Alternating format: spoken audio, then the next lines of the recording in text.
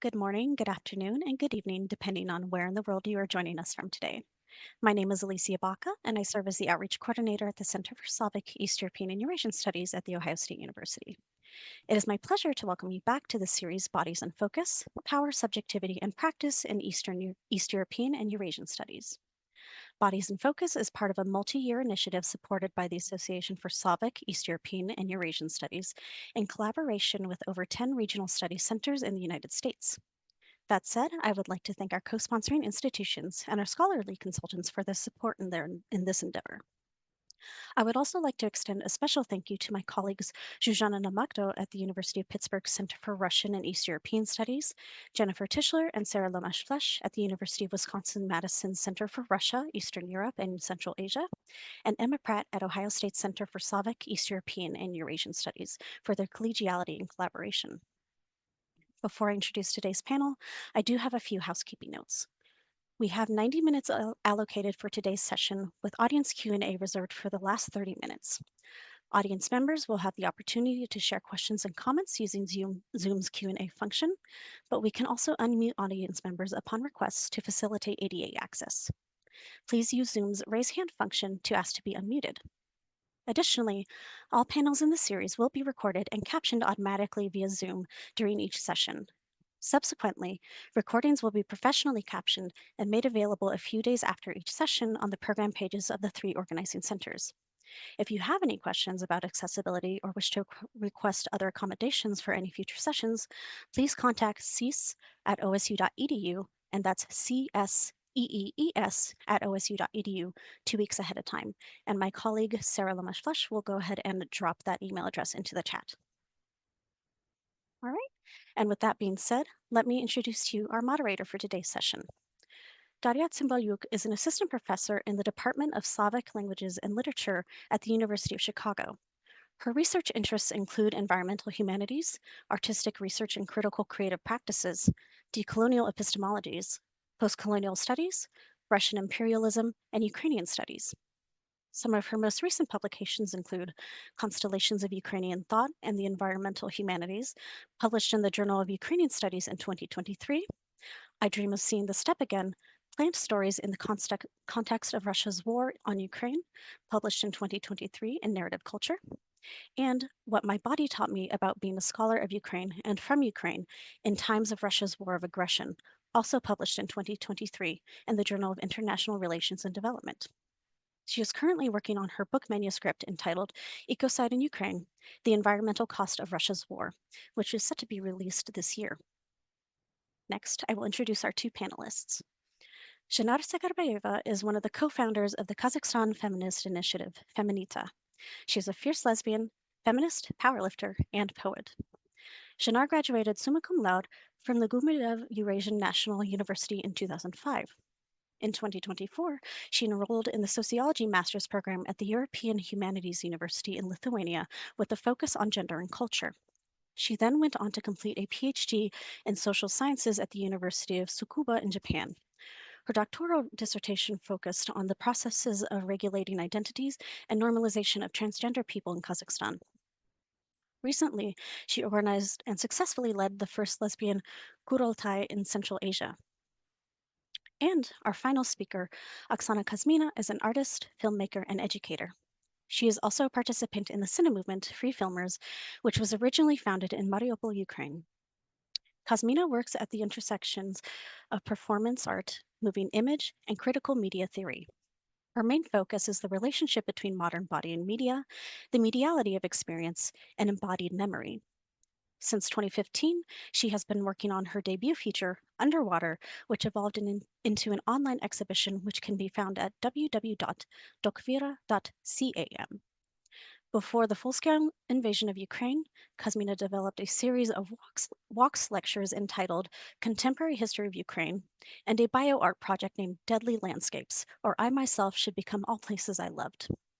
Currently, she is conducting research on the relationship between ritual, cybernetics, and moving images by focusing on the work of Kyiv-born avant-garde artist and filmmaker Maya Deren. And with that, I will pass the mic on to Daria. Thank you so much. Thank you, Alicia. Thank you so much, Jennifer, Sarah, Emma. and Zsuzsa for organizing this and bringing us together, and of course Janar and Oksana for being with us and sharing your work. The title of this roundtable, and it will be organized as a roundtable, today is Endangered Bodies and Activism, and perhaps we could have extended it to Endangered Bodies, Activism and Knowledge Making, also thinking about knowledge practices and alternative knowledge making in the times of urgency as they are today. And as we were, and I was part of the conversation, was honored to be part of the conversation together with Zsuzsa, Jennifer, Sarah, Alicia, and Emma in terms of structuring this series. We really thought that in the times that are today and in the way the region that we are working with and many of us coming from, or all of us are, deeply committed to collaborating with, that is seeing the rise of authoritarianism, but of course, the full-scale invasion in Ukraine. We've seen also the cleansing in Artsakh, Nagorno-Karabakh, the violence, the state violence that we see in Sakartvelo, Georgia, the question of bodies and safety and security and endangered bodies, but also the way this question shape our academic work, activist work, and just everyday survival is so central. And then speaking today, many of us are located in US and thinking how this is also changing here with the new regime coming to power, really feels so urgent and so important. So I'm really looking forward to having this conversation. And once again, thank you, Oksana and Janar, for being here today and sharing your knowledge and your experience in addressing these questions. And to start with, just to open a discussion, I wanted to ask you both about ways in which questions and experiences of danger, of security and insecurity and safety impacts, and perhaps even shape your work. And how do you understand this notion of an endangered body? What does it actually mean? And maybe we'll start with Janar and then go to Oksana or... Yeah, thank you very much for this opportunity. Good morning for everybody who attend this series. So, my name is Janar and I'm co-founder of Feminita. We work with lesbian, bisexual, queer and trans women in Kazakhstan. So for me, body in challenging, how to say, space or situation is very familiar situation because our initiative choose one very firm, direct strategy. Sometimes it is criticized, but it is what we chose. So direct strategy to be open and visible when we do our activities. That is why, for example, when we do some kind of sessions, webinars, or offline lectures or kurultai that we did. Kurultai from Kazakh language means the gathering with actually old gray hair men, but we would love to, re-own that word. So we call it kurultai, but kurultai actually can also be translated as a conference. But there is a very big line in this meaning that usually only big old men, very, very famous, could do this kurultai and have decisions. So because of visibility and because we do announcement in actually Instagram, and policemen usually do screenshot and it's for future story and they monitor us. Because of that, many people do know where we're having an event. Because sometimes we do live streaming from our lectures, and it is our choice to show people that we are doing not something like, teaching you how to create a bomb, but probably I feel in the future it is a time that will come for the bomb too. But for now, no. It's just, knowledge about UN mechanisms, local, international advocacy, information for our local community that they should not miss, or how we do, for example, UPR reviews. So this year, Kazakhstan, for example, participated in UPR review 47th, and we received already 19 recommendations, which include SOGI, sexual orientation, gender identity. It's a very good sign, but it will be another phase, stage when the government, Kazakhstan, will say from among these 19 recommendations, we will accept or just, review some recommendations among these 19. So because we are so open and visible, we have sometimes guests who are not very much welcomed because they coming to interrupt us. And this is what happened in 2021. Because before that, there is no such escalation. And we felt that real danger, I mean, physical danger in 2021. When we came to Shymkent, this is the southern city, maybe like Texas, southern state in US, where of course we have some stereotypes about how southern people could not tolerate gender or could not tolerate LGBTQI people. But we chose this city to show people that there are community there. There are community in every city who, would like to come and listen information about their rights. So it was a very scary moment when we were surrounded in the hall of the hotel, which we booked. And actually we booked the room in this hotel, but we were denied at the last very moment. So we had to stay in the hotel's hall where they sell coffee, some kind of, they have tables. So we decided we can sit there. But we saw how immediately to the place where we gather our participants, and actually the participation and verification were in in a closed format. So we called to each participant to identify that this is a person who says their name, gender, pronouns, and so on. So, but somehow, and I will tell you how, this man, actually men, 30, 40 plus, I will show you one picture or several, they surrounded us in this hall and started to shout. I do not know why they choose that, but they shouted Allah Akbar, and we will kill you. We want you to go away from our city, sacred city, Shymkent. So they surrounded us. It was a moment of fear because we didn't know what to do. Nobody reacted to this shouting man in the middle of the just tables with coffee. We tried to continue the lecture. So we were keeping, talking, but they came closer, started to record us on their phones, and they called the policeman. And actually policeman came and helped these guys, helped this male mob. Policeman paid attention only to these guys who said, we are interrupting public order, not they are. We were trying to say that, no, it is not like that. We are having very peaceful lecture, very actually boring lecture, it's not so sexy because it's about UN mechanisms. Can you imagine? I gather you and all of you, 23 people, listen to me to the end about UN. No, sometimes you will sleep, sometimes you drink coffee, and you forget what I was speaking about. So that was kind of lecture. And yeah, I still remembering how they surrounded us, and myself and Gulzada, we were in the circle of this man. And our participants, we told them, we just could have some seconds to tell them, please go home or maybe hide. Some of them hide in toilets, some of them run away or call their uncles to come, brothers to come and take them from the hotel safely.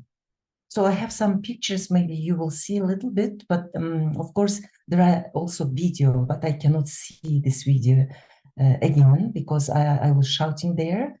They were trying to, push me by their hands, and actually one of them punched me at my face. So I will just share some picture. This is from Wait, do you see? You see this one, yeah. Okay. So this is myself and Gulzada. This is my colleague. It's actually COVID time, what I'm speaking now. And myself and Gulzada, we were very responsible. We did not believe to any conspirology. We did this vaccination as first, students that always have high marks. We were such accurate because before we go to these regions, we had to do this vaccination. And some people in Kazakhstan, they actually didn't believe in COVID. Probably you also do know that situation, but that is why we were also in masks. So I will show you. So this is how actually this picture came from this event. This is how they started to come to look at us, trying to stop us. And this young, you see, these young students, they also were students. Some of them already were working for companies and so on. So some of them already started to go away. But this is the beginning of how they were trying to take us from the public space. And only in video you can see, but I'm not showing you a video. It's actually available in the internet. And of course, if you will do a search in Russian or in Kazakh, you easily can find.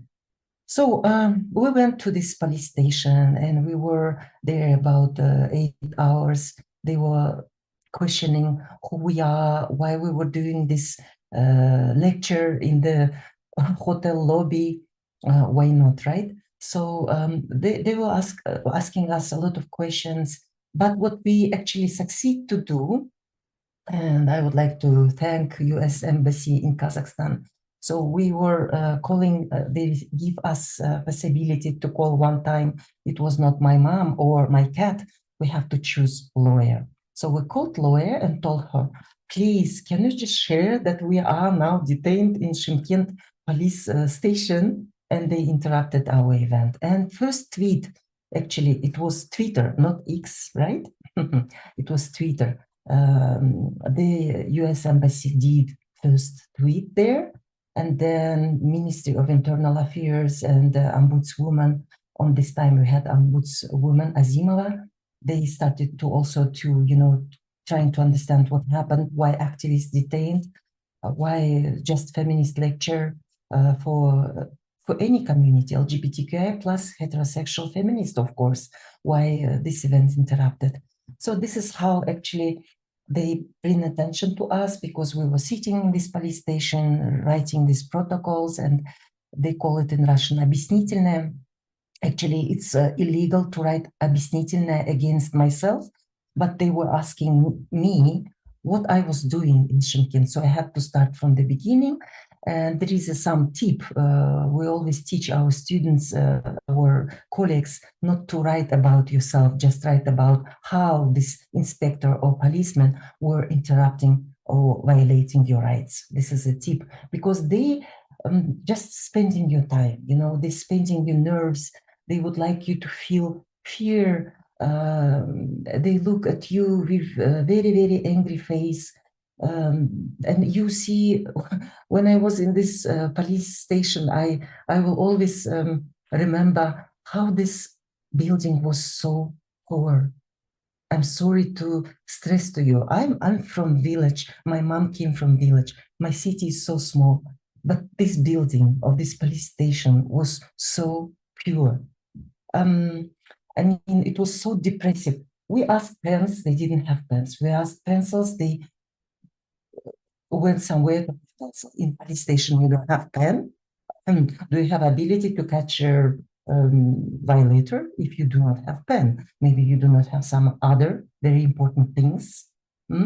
So toilet, water, everything was, when we're requesting that, they were giving us it with the 1 hour delay. We were like, why? We didn't violate anything, and we would like to be here as, just the one side, and you can have questions also to another. So I don't know, of course, maybe I'm doing a little bit chaotical narrative, but just imagine this happened in 2021. Okay, I was punched at my face. Today is 2025, 4 years. In 4 years, some people bring to light and sun their children in 4 years, right? 4 children, for example. I do not know. In our traditional value framework, what we're having now, probably we should count our time with counting children, okay? So 4 years, nobody was punished by administrative fine or by criminal article. 4 years. I went to Shymkent 3 times. They did interrogation, and some of these men looked at me without any mirror, without special window, right? Because they can recognize me and maybe, threat me when I go out, because I was in the Shymkent living there for some days. No mirror. They were looking at me and even saying to lawyer, why are you protecting these perverts? They were doing such comments. Nobody was stopping them except my lawyer. So they promised us, even the high-ranking men in this police station, they were, how to say to you, клятвенно обещали. They were like giving you promises, like that, giving with honor to you, saying, we will punish this man, Jana Gulfana Rimanovna, my lawyer. We will punish, but they never did that. No one from these 20 persons who surrounded us, no one was punished. Although you can see here a lot of face. And if I give you this information, you can recognize here easily, for example, 2 persons, very easily, right? Because they look at us a little bit with their faces. And also they have video with me, with police car, with another cars, with numbers, but they couldn't find anybody in Shymkent. Not big city, not maybe big as New York or Almaty, but anyway. So they couldn't do anything. So 4 years of promises, 4 years. Hate crimes based on SOGI, especially when you are LGBTQI person, usually is not investigated. And this is, of course, a big sorrow.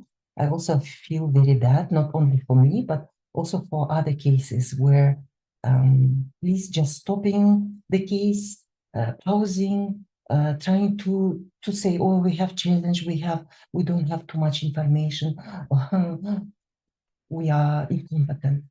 This is what I always feel from police. I don't know your attitude. I probably do know your attitude to police too, to US police. But, I mean, maybe one person you can admire, but I cannot admire by anybody. Not one man from police I cannot admire. I read some stories, they catch some, OPG, the groups, criminal groups. I do not feel it because I didn't reach justice. This is what I wanted. Only one person was enough for me. Even my lawyer told them, please, can you catch only one person so we can just be in Almaty? You will be in Shymkent. We will not file again this case. They said, we will try, we promise. Nobody. Yeah, very, very sad. Another thing when we felt our bodies in this dangerous situation was our lesbian kurultai. This is written in Kazakh. So our lesbian kurultai was challenged by local council, Akimat. They came to our event to monitor. They brought anti-gender activists. They turned off electricity. Just imagine. But they do forget that we can do every lecture without computer or without other things, without gadget. I'm millennial, I think I'm not wrong. I can do lecture without any technology, and I really advise you also not to be dependent on technology, because when electricity would be turned off, what should you do? You have to remember, my lecture was about this. Okay, I will continue. So we continued our lectures, and on another day, for example, on the third day, anti-gender activists break in into our space, and I was the person who was holding this door. Just imagine a thriller or action with, I don't know, Sylvester Stallone. Sylvester Stallone is me. I do not respect him now, but I was so strong. They could not open the door. Anti-gender activists, 5 women, was trying to open the door because they were thinking that we are doing something immoral inside. So then they called to police. Police came. So they come always only when somebody calling on you, you know. I also called police, but they came for their call of this anti-gender activists. So they came, they asked us, finally open the door because they have to check everything. We opened the door. Yes, okay. And what they see, presentation about ecology. They were very, very confused. They looked at our eyes looking orgy. Do you see orgy in my eyes? I didn't see, you know. Till nowadays, I do not see any fantasies they had.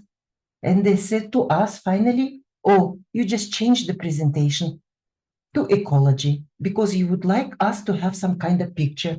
We said, we were just trying to hold the door because this activist was breaking in, and it was very harmful, you know, for my hand. It was very harmful to hold it.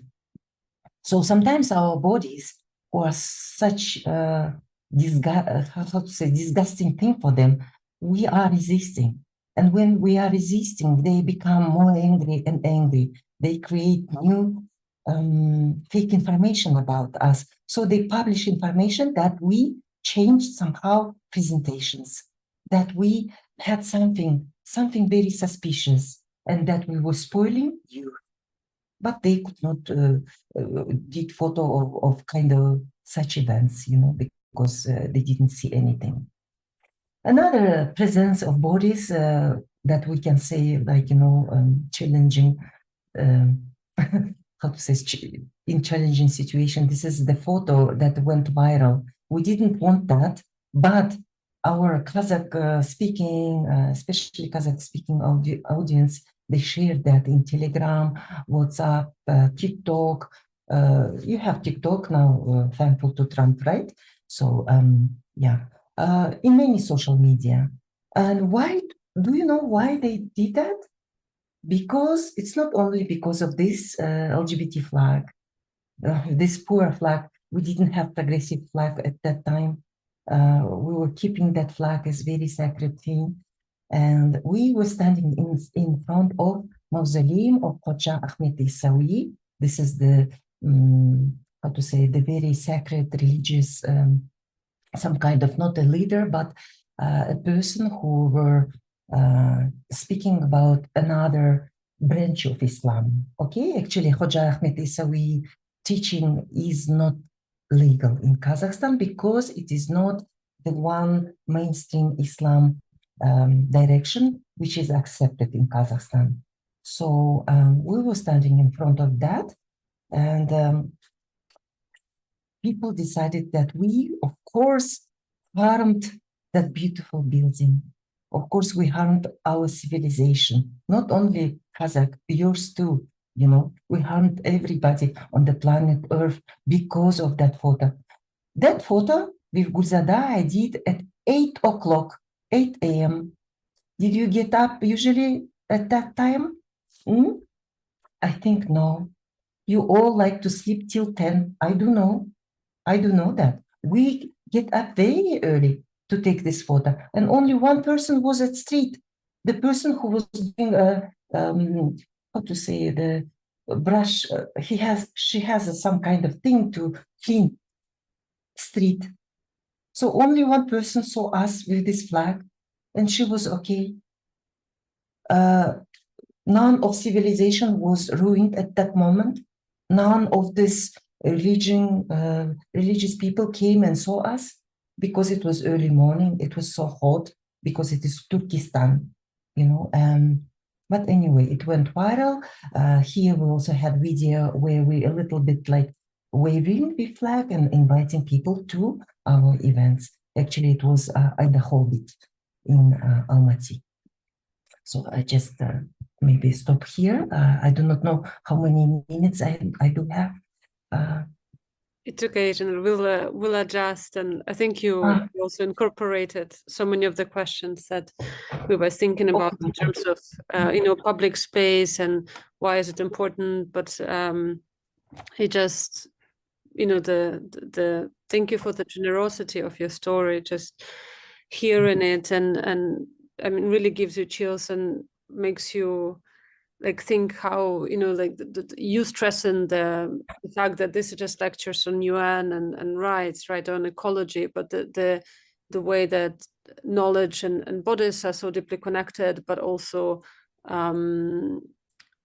right, like the bodies, I mean, that who shares this knowledge is what really is attacked in this moment and the violence that you've experienced. Yeah, I can't really put my thoughts together. I was just listening to you, and also, yeah, thank you for sharing. We'll hopefully pick up on that, and I'll just give space to Oksana, and Oksana as well. Feel free to combine some of the questions and take some time, and we'll just organically see how it develops and pick up.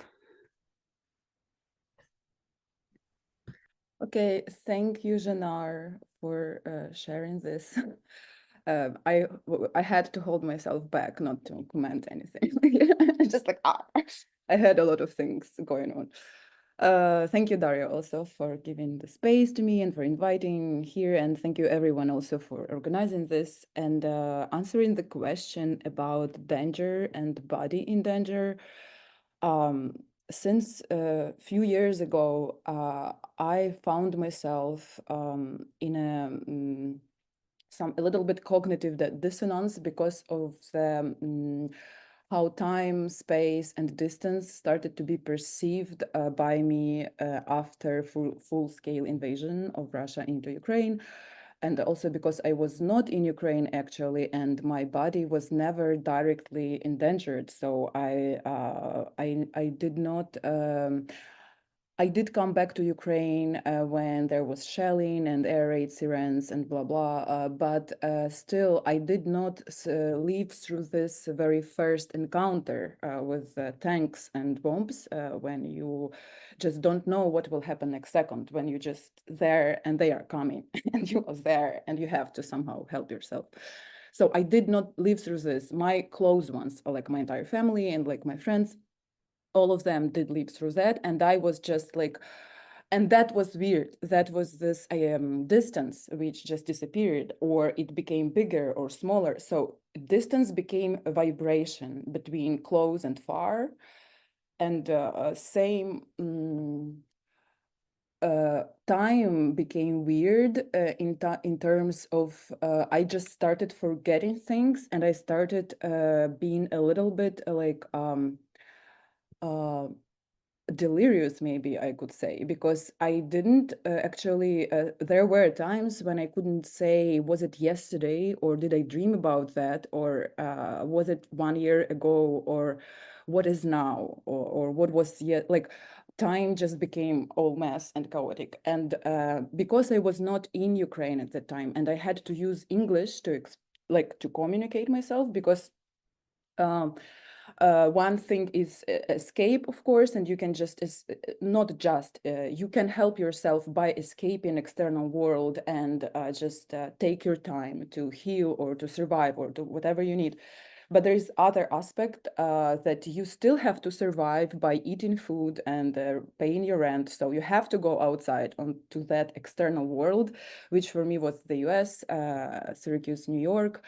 And you have to talk to people and you have to explain why you feel like this or like that. And you have to translate things. But what I encountered, my danger, maybe it sounds like conceptual or metaphorical, but it's not. What I'm trying, I would please ask you, dear audience, and the rest to try to think about what I'm saying as literal, not metaphorical or not symbolical. When I am saying a body in danger, it not only means in physical danger, because mental or ecology of the body of a person, of subject, is more than just meat, like physical, right? It's like its connections, its infrastructures, it's embedded into its relations, it's a lot of things. And mental health is also physical, thought is physical, it's motion, right? So my danger was that I was losing language and I was losing ability to survive as a person, as a subject. And with time, it appeared that there is role for me actually internationally. Katerina Mishchenko, Ukrainian scholar and researcher, she was given a lecture which was called Speaking Foreign Language During the War. And during that lecture, she said that in international in international scene or stage, Ukrainian subject is clearly good understood as victim. So you should be like, if you're victim, it's clear what to do with you. You should be saved, or you should be supported, or you should be patronized, whatever. Like, but what if victim is not only the one role, and self-victimization is not only the one strategy? Or like, what if you don't want to be victim, you still want to be subject, Ukrainian artist in the US, whose country is surviving the war? It's all complex. It's not only about victim. So in response to that lecture of Katerina Mishchenko, I said to myself that I'm going to be probably, I don't want to be this, and to better explain myself, I will be entertainer, and I will just embrace this mediated world with social media and with this huge puppet. Oh my God, how is it in English? Puppet. Demand. Yes, demand for visual, demand for stories, demand for first of all visual, because I'm a visual artist, and I was also numbed by this flow of images of dead bodies, and all Ukraine for me at some point just turned into vast field filled with bodies. And these bodies, no one, there was not much conversations, for example, that these bodies also have agency, even though they're dead bodies. They are agents, and we cannot just like multiply and share them as if there's some memes or on social media. So my response to that was, okay, I want to be a clown or entertainer, and I will be just entertain everyone, but then and that's how I'm working now. But then the another question was how to translate what I'm thinking, what I'm feeling, this all my experience, which is also embodied experience, because tension, stress, and all these breakdowns are physical. I survive them in my body, and I somehow, and also there's all these dissonances in my head about what to say, how to say, to whom to say, how to behave. Should I be victim? Should I be this? I'm also an artist. How should I work with all that? It was like, do I need art even? What's art even in this situation? So I decided that I should try to translate all these experiences into another experiences which can be shared, because what I'm trying to talk now about is not speakable. It's like not very much shareable or speakable things. So I started to find the ways how to translate, and this translation for me, it became more like a vibration between different mediums, materials. I call it montage, and that's how I started to do this contemporary history of Ukraine project, which is series of lectures where I basically lecture is ironic word, because I actually challenge about how knowledge is produced, processed, and shared, and I state that emotion is knowledge and emotion is knowledge, for example. And I have a right to be emotional and subjective, and so on. So I started using different materials, and I started doing these lectures like live montage between different screens where I would use my own archives, Google Maps, photographs, audio recordings, and different media, just to kind of clash them together and to see what appears in the gaps between all these media, information, and images. And I call these gaps, this is something, this gap is formed between event itself and the way how we remember this event.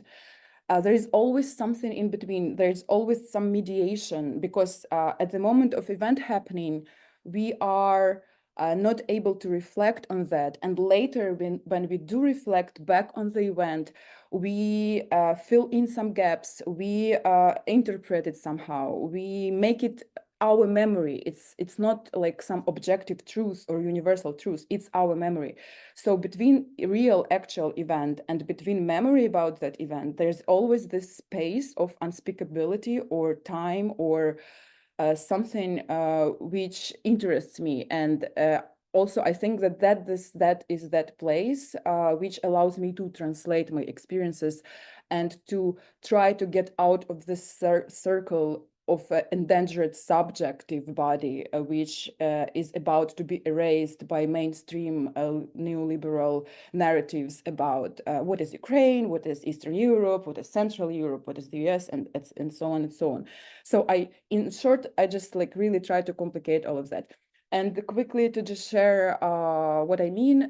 So these are bacteria, my biome, which I grow in petri dishes, and I use them as a diaries. And then once this one diary says what means to live, and this one says how should I survive as a person.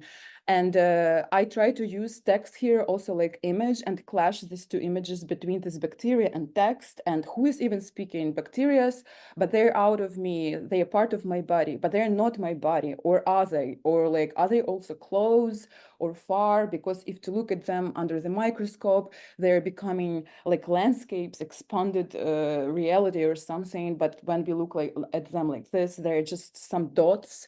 We never like, yeah, so I started growing these bacteria. They are part of this contemporary history of Ukraine. And my last lecture was where I presented these diaries to the audience, but I produced facsimile or copies of these petri dishes. I made them desserts, like I made them exact copies, which you can eat actually. And I invited people, yes, I put them on the table, each of these petri dishes, and they were like zero taste or neutral taste, more like placebo, because my like I had this experiment. What will people get when they eat it? Like you look at this and you're supposed to eat it instead of like listen to my text, for example, or instead of me explaining what exactly I mean. So can you eat experience, and can you like just let it into your body, and what can you make out of it?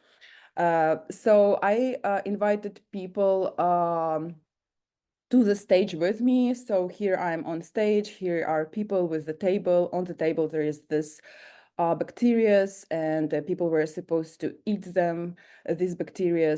For example, what I was trying to translate in this particular case, for example, this one chapter was one day we were filming curtains on the window of an abandoned house. The house was in the beach in Yalta, Syracuse, New York. So memory which I had was in Syracuse, but event itself happened many years ago in the Yalta beach near Mariupol. And like this, what I'm saying about when I talk about these vibrations between different times and mediums and materials. And so this is Yalta. This is Ukraine here. This is Crimea Peninsula. This is Azov Sea. This is Black Sea. This is Yalta. This is what I'm talking about here. So this is like one image, then this, for example, Yalta, then the window and the curtain I'm talking about here. And that's how I'm showing it. So, and then they also eat all of them. And they have some experience, and I actually don't know what these people, which experience they had. It's also, I don't think there is no any like, clear idea what exactly they had to get from that. The only one thing which I wanted them to get was complication, that it's a complicated thing. This is Ukraine, and any locality in Ukraine and any subjects, same as Kazakhstan, same as other things. It's not just this flat 2D map. It's not just these borders, and it's not dots on this map as dots are here. Each of these dots is actually entire colony of organisms, which are billions of them there in like one colony. They're very tiny, and they have their own processes and lives. And this window then starts vibrating in a little bit different colors. That's what I was expecting, because if I just showed the video of window and the curtain, it would be probably different. Yes, and the final picture is this. It's Sashko Protek, founder of Refilmer, the organization I'm part of. He was writing on the wall. He was leaving the messages to someone who will come to that abandoned house after us. And he was actually responding. That's what I call also cybernetics, when there is some action and there is always a reaction to that. Like someone said, everything is bullshit on the wall, and Sashko was trying to respond and say, no, not everything is bullshit. This is actually how street art also works. It's like changing, exchange of messages.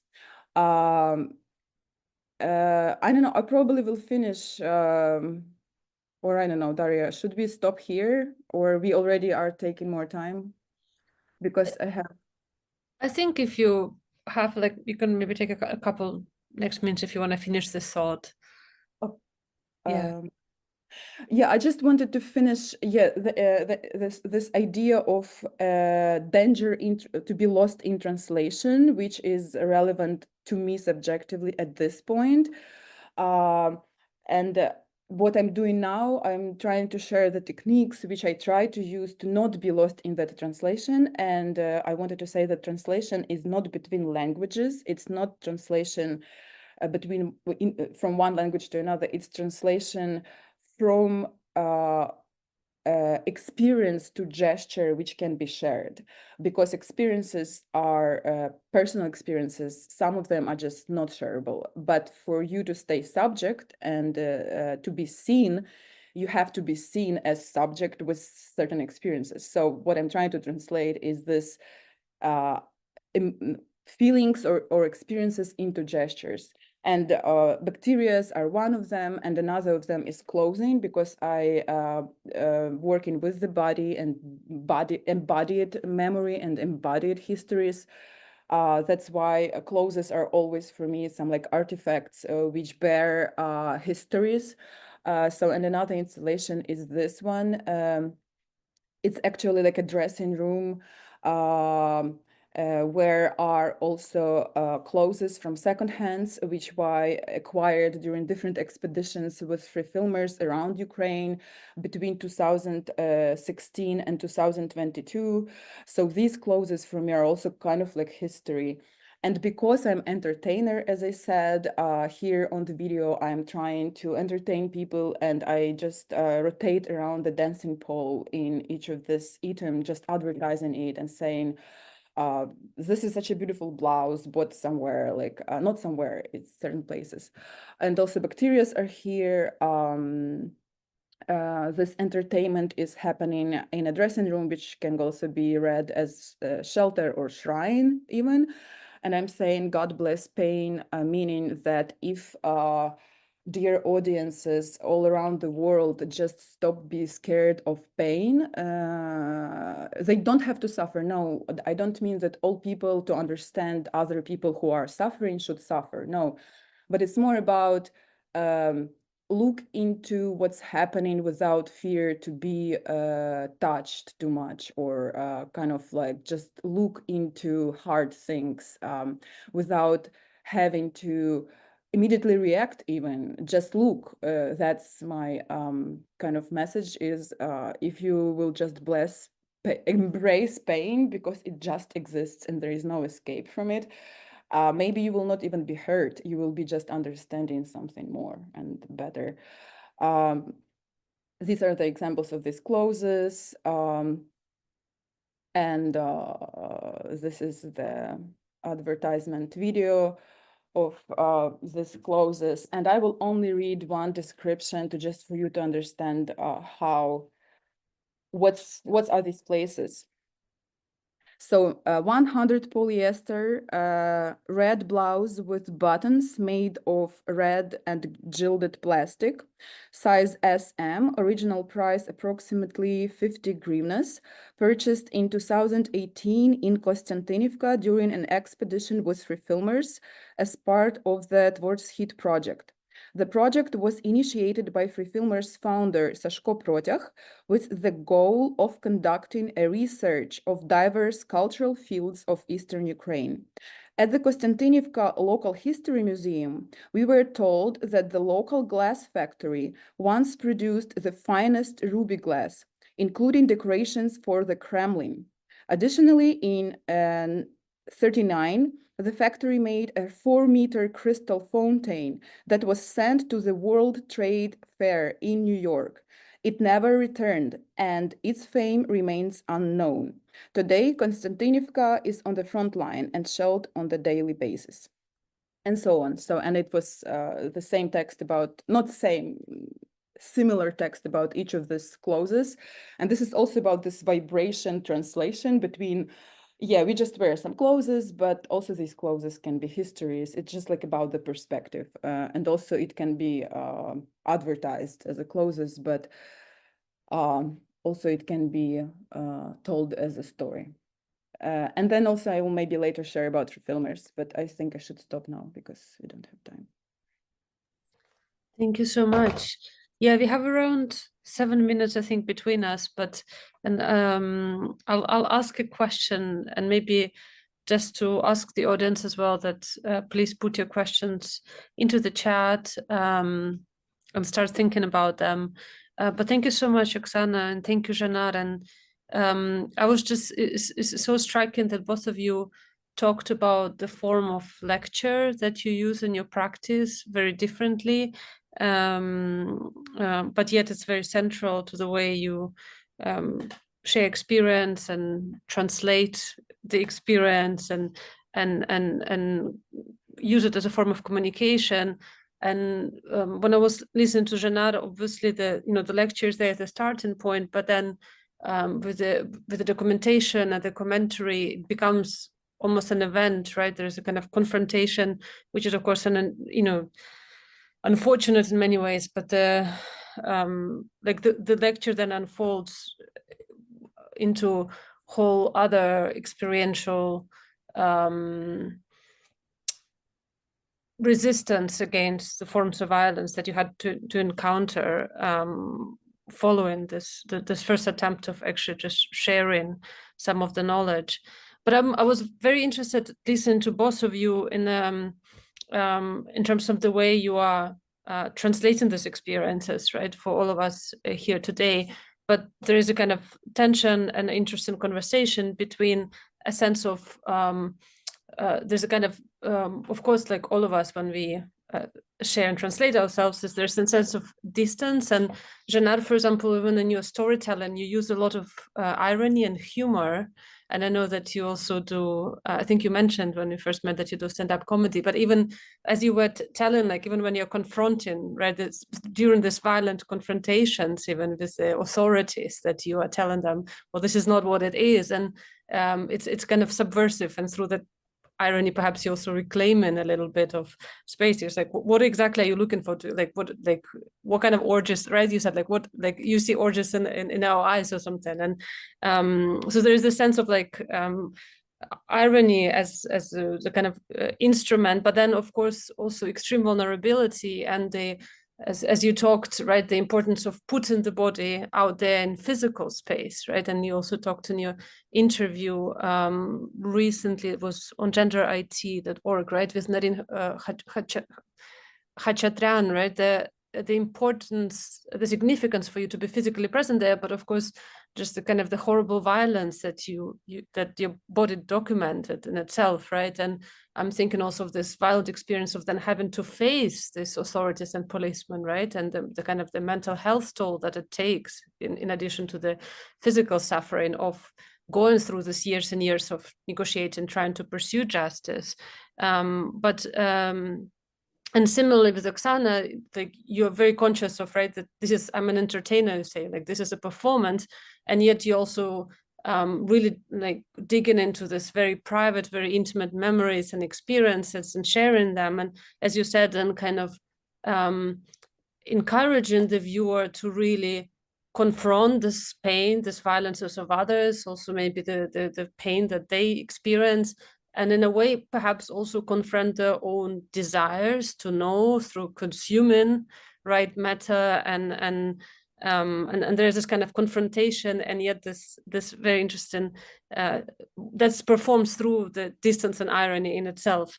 I don't know if that's more of a question or a comment, but if you would like to comment on any of this, I think we have around 3 minutes, and then hopefully questions will come from the audience, and yeah, and we can continue. Yeah. Can I please use this 3 minutes and to finish about free filmers, because it's so important to expose them too. Yeah, thank you. Because I feel I need to finish this. So about free filmers, I don't know. So this is the organization I'm part of, and actually they were why I insist on sharing about them, because they inspired me, or me being part of them inspired me to for this pretty brave gestures, because they're not easy, like sometimes because of also this irony we have among us. And just after full-scale invasion, we came up with this manifesto saying that the currently most important sequence on our timeline, because we are making films, so it's like this metaphor about timeline, is not about movies, but about building a network. And now the free filmers are based in different parts of the world, but we are working together to recreate our home. We don't need producers and directors from the global north to come to Ukraine now and hire us as fixers for their revealing feature-length movies about the war. We don't want our stories to be retold to the whole world while we are struggling to protect our basic rights. Help us to survive, and we will make our own films about what we have had to live through. That was our manifesto. And then because we stated that to ourselves somehow, it started to come into life. There's a lot of volunteer work done, and I just want to share about a very few of them.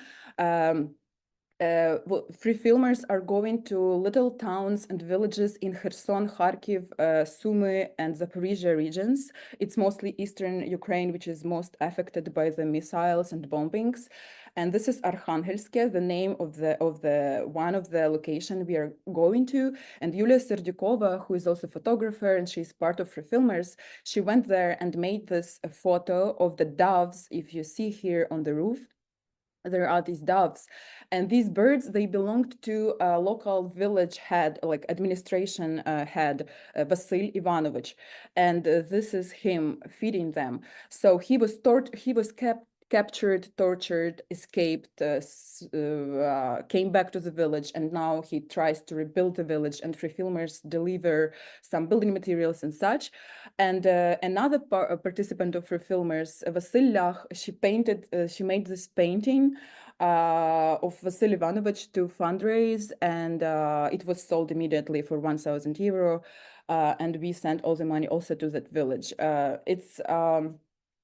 That's how we worked. I want to share how Free Filmers work. It's very small money, but it's still art, because before I was saying, do I even need art? But here we somehow found the way how this art is also a gesture. It's not just like the product or like material. It's like a process which helps us to gather donations and to help as much as we can. Yeah, thank you. Yeah, I'm a big fan of Free Filmers. Janar? Yeah, yes, it's quite right about irony, because when you see our Instagram, we use a lot of irony in text, and also we use memes. Sometimes even our colleagues from LGBTQI community, they saying, isn't it too much to laugh about? We have one anti-gender activist, she's very, very keen of me and Gulzada, and we think maybe she's searching her sexuality, actually, diving in. And we are doing sometimes memes, and people maybe do not understand the context that if we not laugh, then we have to somehow create or choose another method to work with such a resistance, because our laugh is actually, when we laugh, we we rest, we chill a bit, and then we continue to be in such sometimes very challenging environment. But we never say that Kazakhstan, is the country where everything is so bad. No, usual people who like my mom or my dad, or people who I do see as my neighbors, they're very usual people, actually. And there is an image sometimes government trying to use. They try to show that usual people are so worried about LGBT, but they do not. They worried about their loans in banks. They worried about their children because our education system failing, or medicine services. So they worried about actually that problems.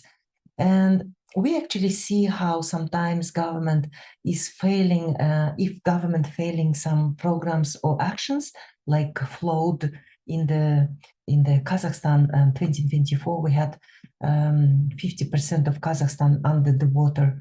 So when exactly that happened and government had to respond very quickly and they could not, so we saw how LGBT topic again was in the main focus. They were starting to speak about us, that again Kazakhstan need law like Russian Federation. And so if our MP failing to have a structure and respond to people, because it's their number one function, so they are speaking about LGBT, this is what they created, and it's not new actually. This is that we are like an object for them.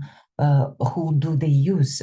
Because they need to speak about themselves, but they cannot speak about flood because they did not succeed with this program. They did not give new houses.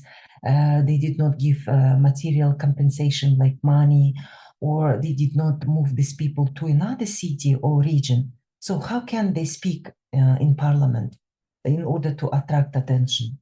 So they speak about LGBT, and we actually even have, we looked when we have this really, really big problems, especially economical. So you can see how they soon will speak about LGBT. And this is, of course, not very good. We do not like to be used as some kind of, signal or symbol of something that distract you. When you're hungry at home, right? Will you search in your refrigerator eggs and bread, or you will speak about LGBT? I do not know. I always think about food, actually. I do not like to be hungry, So, and usual people too.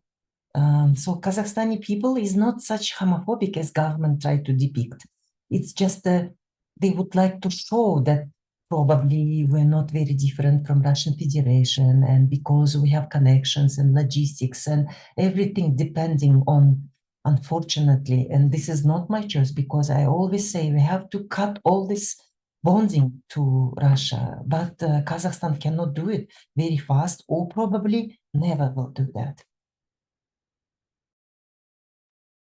Thank you.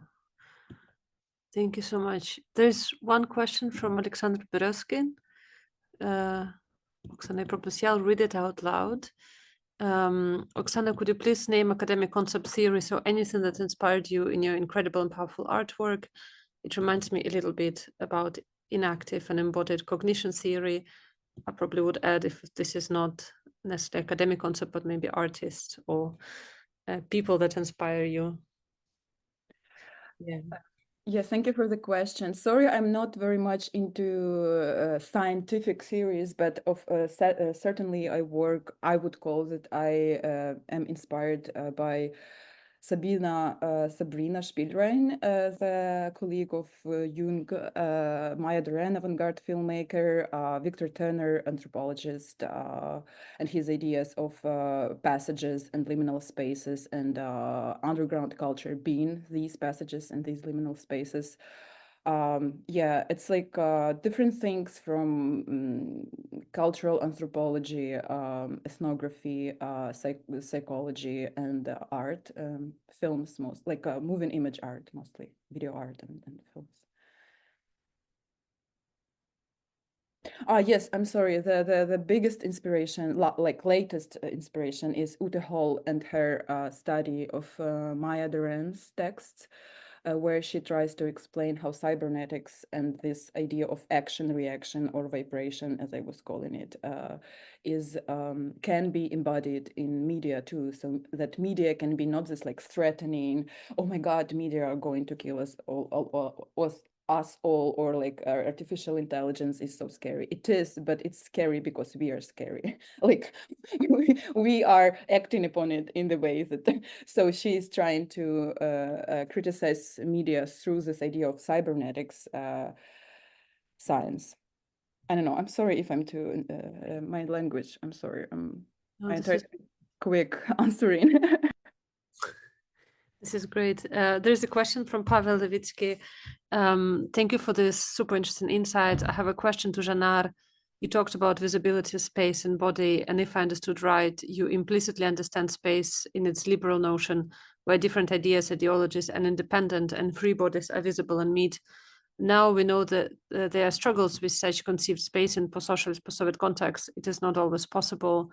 Hence, queer bodies are unsafe or endangered in public space in the region. So my question is whether liberal subject and liberal space is a prerequisite for queer body of being safe, or at least not in danger, or when and how can queer bodies be safe in non-liberal space? Or to put it in a different way, what are the prerequisites of security or danger, and what conditions, possible or future conditions, can a queer body be safe, also outside of the region? Can we think about security, safe queer body in public or in space, in post-socialist, post-Soviet space, and what kind of space is it? Very, very nuanced question. I would like to answer, but maybe I will answer a little bit in simple way. So I think when we speak about spaces for queer bodies, it's it should be some kind of also an act from us to be in that spaces. For example, I usually go to very cheap places where I can eat donier. It's this kind of wrap thing with meat, and unfortunately I'm eating meat. I'm sorry if there are some vegans here. So I'm going there. A lot of men there eating, because it's actually male-dominated places, and places with meat, they are male places, right? Because we speak about meat. So myself and Gulzada, or even myself, I go there. I see sometimes how people look at not just my face. My face is like pass for them. It's like Kazakh usual woman, okay, with age, some wrinkles. But they look at my some kind of gender expression, and of course they are sometimes looking at me a little bit longer, and I do see it by my that side. Okay, so when I see like that, I also see you, but I sometimes see like this too. So, but being there is also important, because they see how, just a lot of people can visit Donirne, and a lot of people can eat, and it's about just eating in this time. And we were in very, very small cities with Gulzada. Just imagine, they do not have receipts for some kind of food and so on. So they write, because we need to have report, they write by pen. They bought 3 something, 2 something. So, and we see, of course, a lot of people's view at us, how they look at us, but usually it's just curiosity. So I would like to just stress, we should be presented where we would like to be. If it is very pathetic restaurant, it should be restaurant. If it is movie theater with mine workers, yes, well, why not? Mine workers in Karaganda, it's my mom's city where she actually studied medicine. So I have also connection to the city where when everybody speak about mine workers, how the city is masculine. We also went to Karaganda, and unfortunately, we could not finish our event there. They did not attack as in Shymkent, but it happened in 3 cities, Karaganda included. So, I mean, I know for people it's a fear to be presented somewhere. It's a big fear inside. But if we are not presented here, that is why maybe they think, why these people look strange? Because maybe they didn't see you too much, or didn't see people who wear a little bit purple, red, yellow, green things. And today I'm in black, but I also have other different color things. And we have to be presented. This is the active thing, active act that I really would like to stress. If we're not presented, of course they think, I do not see LGBT or queer or some other name they can use. Of course, they are a little bit negative connotation, like, I don't know, very bad things. But if they do not see you, they think we are not existing. But we are. So that is why we coming to ministries, to Danirne, to cafe, to restaurant, to wine degustation, and so on and so on. You will see us everywhere. And this is, I think, the very important thing. Thank you so much, Janar. There was a question earlier that you answered in the chat, but I think it's also a question that if you can comment on it, and I think a question to be asked of Oksana as well, but a question from Alexander earlier. So specifically in your comment on educating people on how to write объяснительное, and Alexander asked, do you use other embodied techniques to reduce stress and anxiety and support your resilience through body movement? And I also wanted to extend to Oksana in terms of thinking of the different forms of stress, of dealing with questions of untranslatability of one's experience, but also of resisting victimization, perhaps. Like what are the how do our bodies react to that, or how do your bodies react to that, and what are the ways that you found to be coping with this questions? Yes, thank you. Actually, it's very important because all my I feel like when I'm moving on a walk, when it's aimless walk, I don't use word drift because for me this concept is a little bit outdated already. Like because there were like mostly men being able to drift aimlessly through the cities and being in all spaces they wanted. And rich men also, and white men, whatever. Yeah, so drifting, I'm not using this word, but flaneur is also another way to say, but I'm also not using that word. I don't know, maybe walker is just normal word. So during these walks, yeah, I'm just walking like really far, like just walking, and going places which I don't like, and I don't care what these places are. But this is somehow for me not only the way to stay in my head, but also it's the way to interact with the environment and to see what this time and place are giving me or are trying to give me, and what I can, and I'm using, like it's healing, just walking, but also as you could see, it's dancing, it's whatever physical activity which makes me better. Like I would like to be a professional pole dancer, honestly, and just earn money by doing that and not doing like lectures, but I can't. My body is really weak. I'm trying. And also it was a joke. I'm sorry. Of course I will be doing lectures, but I really like my nearest goal would be to be able to rotate on that pole and like give lectures simultaneously, something like that, you know. Like how do you call this? Athletics or yeah, like I realized I need a strong body. Strong body is good. It's amazing. Yeah, but it also like it speaks, and Janar, maybe you can answer further, but you know, Janar was talking about like going to all kind of places, like from canteens, right, to small towns, but this, once again, like encountering with your body, this spaces, all kinds of spaces, it seems so central to both of your practices. Cheap canteens, by the way, Jan, are I totally understand what you were saying, honestly, like 100% understand what you were saying. Yeah, me too. Me too. I used to, when I was in Bucharest, I used to go to also to the canteen where only workers would go, and mostly men, and I also didn't know the language, obviously, and it was just great to be there. Yeah. Janar, would you like to comment? I know that you answered in chat, but if you wanted to. Yeah, my thing to rest a bit. I'm going to the gym, but actually, what I see there, I cannot always imagine other things. I see a lot of men there again, right? And they are pursuing their dream to be so masculine, to be, I don't know. They always have this image of Schwarzenegger or some other, bodybuilder.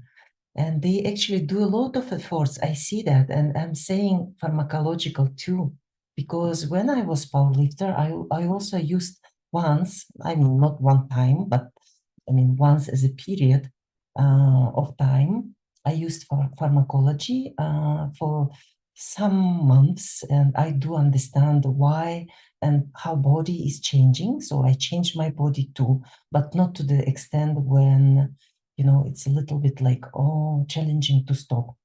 So for men, actually, because they are changing their bodies more relentlessly, how to say, without any like things, should I stop or not?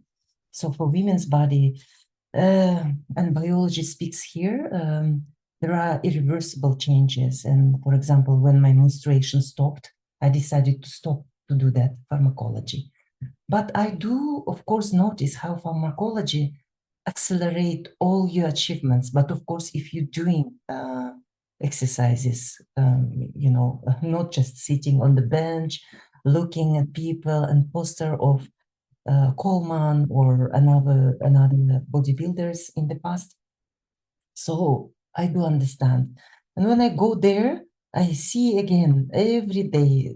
I mean, I'm going 3 or 2 times a week, but I see how society is obsessed with the idea of pursuing some kind of image of just masculine body. Everybody wants biceps, quadriceps, I don't know in English, quadriceps. So everybody is dreaming about that. And it's very interesting to look, because I go there, I do my thing, I'm doing powerlifting. So for me, 3 exercises important: bench, press, deadlift, and squat. But of course, not everybody go because of powerlifting. They do other stuff, and they stuff for aesthetic reasons.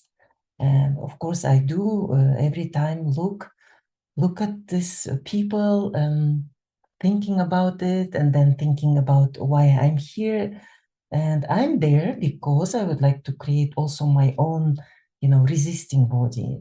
Every time when policemen grab me, I didn't say to you, they are, how to say, I'm not easy going, because when I do resist, I put my strength to resist, right? And that's why they become angry, because I do resist. And they put me, she resisted to police officer to come to station, because I dare to stay and did not move, for example, because I'm, how to say, I'm 80 kilograms. I mean, I can a little bit stay and some kind of not go if you grab me just like that. You need maybe a little bit more force, like moving refrigerator, for example. So they become angry because you're resisting. And they think, why? She's a woman. Why? How? And why? How she can do that? Sometimes in gym, also men look at me with this confusing view, eyes, because I'm doing bench press 80 kilograms or deadlift. Now I'm doing not very high, but I did 150, 80 kilogram, not pounds. and they do not go after me. Just imagine, they do not touch the bars. Oh, barbell, why? Are they poisoned? No, because women exercised and she did much more. And this is bravo moment, you know, which I enjoyed. It was my happiness. Nobody touched bars after me. Now, of course, I'm not doing that great weights. Why? It's only for competition. I try now to focus more on myself, not to be in that competitive mode. It's very difficult. Wow. I think, Oksana, now we have our exercises. Janna just said bench press. And what was number 3? The ones you said that you do as routine. I think this is the answer of how actually we make our body stronger. But and also realized the panel should be renamed to Resistant Body. I think activism and knowledge making practices. I think that's how it should be called, not endangered, but resistant bodies. We have a question, I think, from Yulia Cherneshova. So a question for Oksana: how do you move your audience from envisioning and living in the experience you're presenting to them to mobilizing them into an action, especially for international audience here in the West, when you want them to do something, to speak up more, if you want to advocate for Ukraine abroad? I find that often people, when they perceive and internalize an experience of embodied history, just freeze in terror once they have a sense of what war might feel like. And that's it. And thank you, Janar and Oksana, for sharing your stories and approaches. That was absolutely incredible. And Free Filmers is the best thing ever. Thank you, Yulia.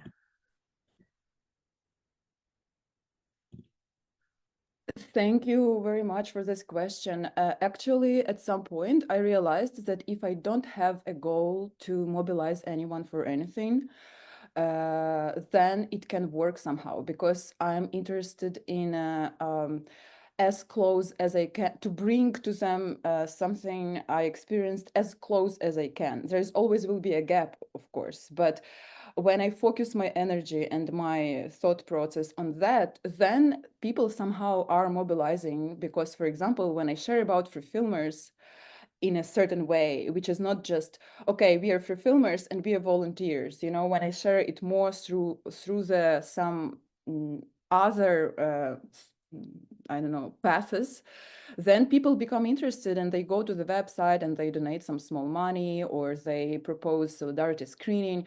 So at some point I realized that if I have this goal to mobilize people, then I cannot do that. But if I just focus on communication, on clear communication, not clear, actually, it's not clear at all, but it's some communication, then people feel it.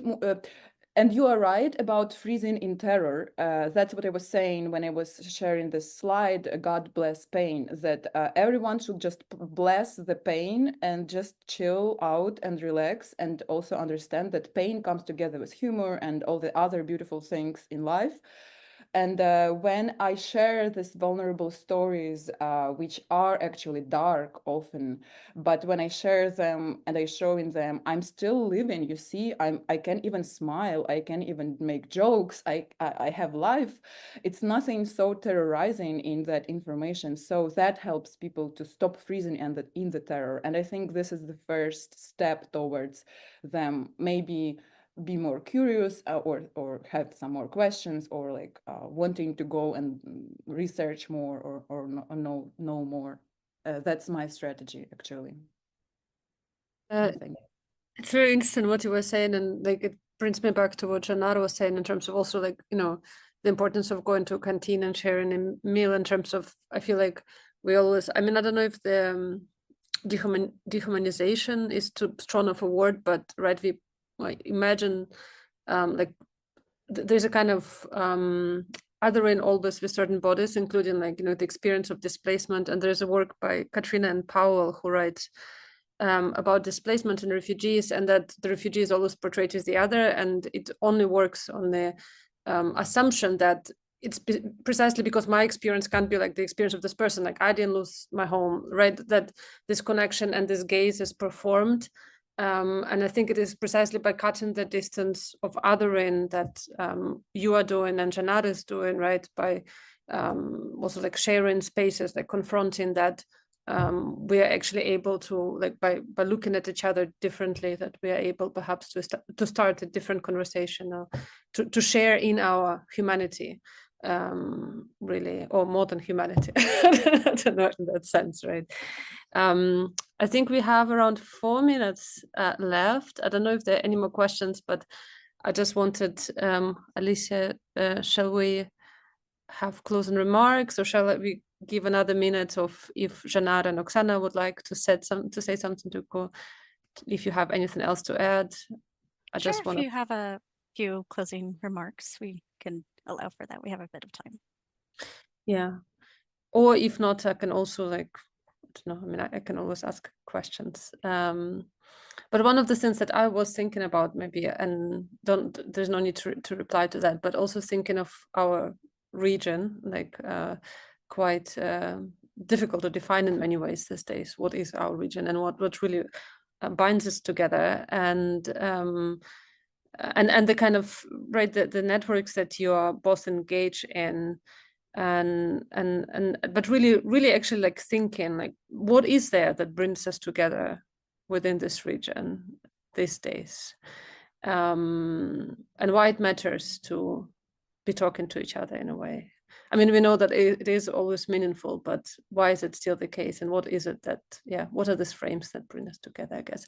But this is not really a question, but I just wanted to give you a chance to, if you have anything else to add to this conversation in the end, or if there's something that you didn't say, would like to say. And if not, we'll just wrap up.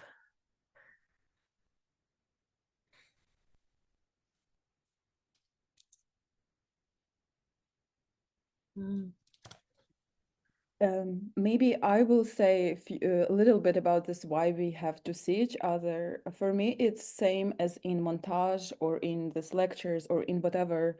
It's about this when you becoming yourself, or when you are becoming more of yourself, when you have not the mirror which you look into, like, we know that we are all individual, but also social animals, and we need this others to look into, like, as it's not that, it's more about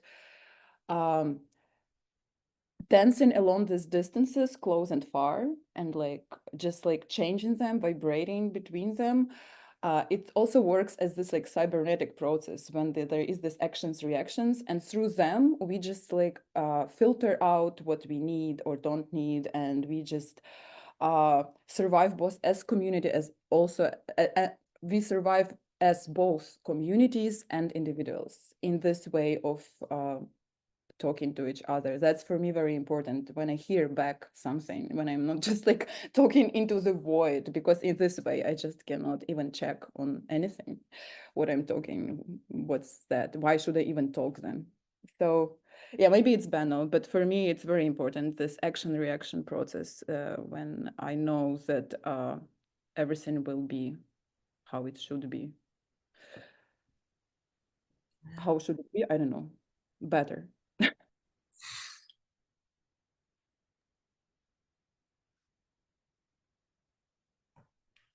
Yeah. Thank you. I mean, that's just right. That's why conversations matter. Absolutely. I guess with that, we'll be coming to an end. I mean, I just want to say it's been such an really a joy and pleasure to be listening to you both. You're just also such amazing storytellers. And I hope there will be a chance we'll share physical space with you, whether separately or together. But that's always so meaningful. And good luck with your projects, really, and all the work that you're doing. Thank you. Great. Thank you all Janar, so where much. you are?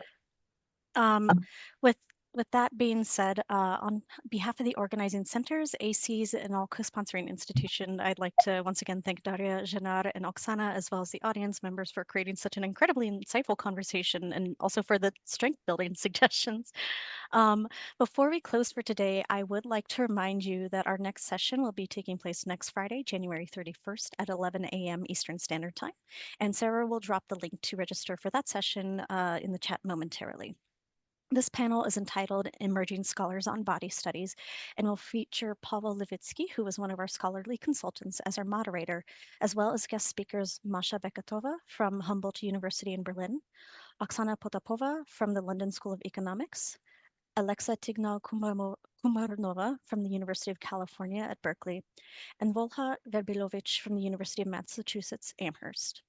And as mentioned before, all panels in this series will be recorded, professionally captioned, and made available within a few days after each session on the program pages of the 3 organizing centers.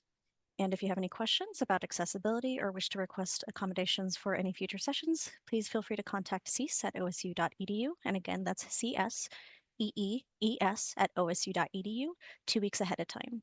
And with that, thank you all, and we look forward to hopefully seeing some of you.